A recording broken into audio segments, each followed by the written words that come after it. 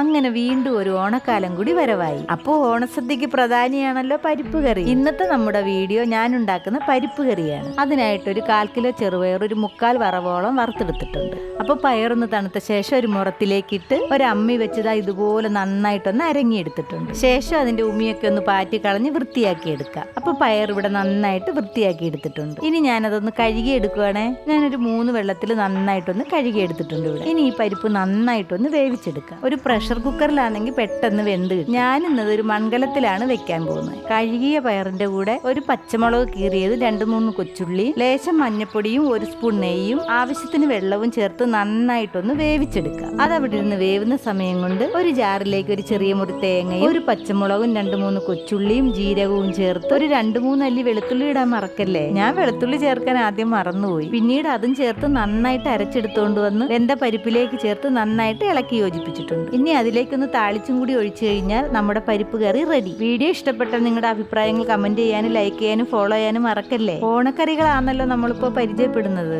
അടുത്തത് ഏത് ഓണക്കറി വേണോന്ന് നിങ്ങൾ കമന്റിൽ പറ കേട്ടോ. എന്നാൽ മറ്റൊരു വീഡിയോയുമായി കാണാം. ബൈ.